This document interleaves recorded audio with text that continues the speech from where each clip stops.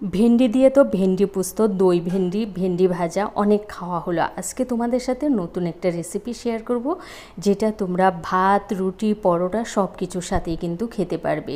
কী সেই রেসিপি, তোমরা শুরু থেকে শেষ পর্যন্ত আমার সাথেই থাকো, আর কিভাবে তৈরি করছি সেটাও দেখো। ছোট্ট ভিডিও, আর ভিডিওতে লাইক কমেন্ট করতে ভুলো না, চ্যানেলটা সাবস্ক্রাইব করে পাশে থাকা বেল আইকনে ক্লিক করে দিও।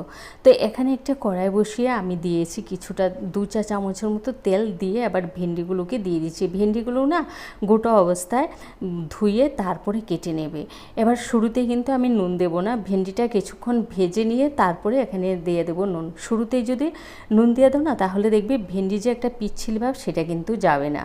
এবার দিয়েছি হলুদের গুঁড়া, এগুলোকে দিয়ে আবারও 1 মিনিটের মতো নেড়ে ছেড়ে তারপরে নিয়ে নেব। এখানে ভেন্ডি কিন্তু একদম লাল করে ভাজবো না, যেন ভেন্ডির সবুজ রঙটা নষ্ট না হয়ে যায়। এবার ভেন্ডিগুলোকে নামিয়ে নিয়েছি।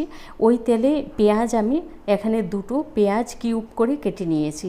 যেমন আমরা চিলি চিকেনের জন্য যেভাবে কিউব কিউব করে পেঁয়াজ কাটি, ঠিক সেভাবেই আমি কেটে নিয়েছি। এবার পেঁয়াজগুলোকে 1 মিনিটের মতো তেলের মধ্যে নাড়াচাড়া করে নামিয়ে নেব, কারণ এখানে পেঁয়াজগুলো কিন্তু নরম করে ফেলবো না।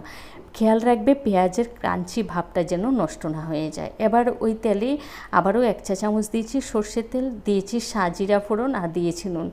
হ্যাঁ, তোমাদের কাছে সাজিরাটা না থাকলে রেগুলার যে জিরাটা আমরা রান্নায় ব্যবহার করি সেটাও দিতে পারো। দিয়ে যখন ফ্লেভার একটা আসবে সুন্দর, তখন 2টো পেঁয়াজ কুচি দিয়ে দিয়েছি। দিয়ে এবার বেশ ভালো করে একটু নেড়ে ছেড়ে নেব। তবে পেঁয়াজ এখানে লাল লাল করে ভাজার কোনো প্রয়োজন নেই, কারণ এই পেঁয়াজটা কিন্তু আরও রান্না হবে।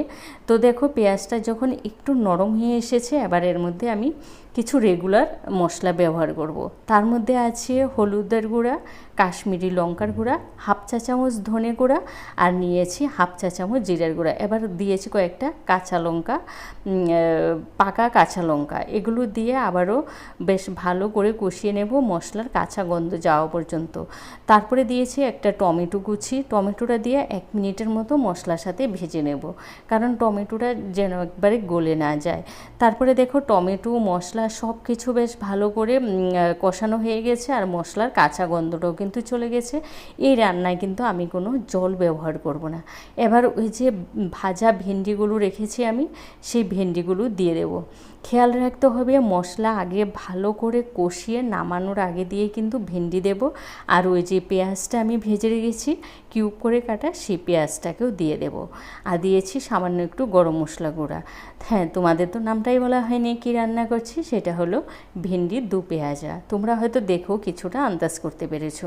তো এভাবে মশলার সাথে 1 থেকে 2 মিনিট একটু কষিয়ে নেব, কারণ ভেন্ডি আর পেঁয়াজ দিয়ে কিন্তু বেশিক্ষণ রান্না করব না, তাহলে ভেন্ডিগুলো কিন্তু একদম গলে যাবে, পেঁয়াজটাও নরম হয়ে যাবে।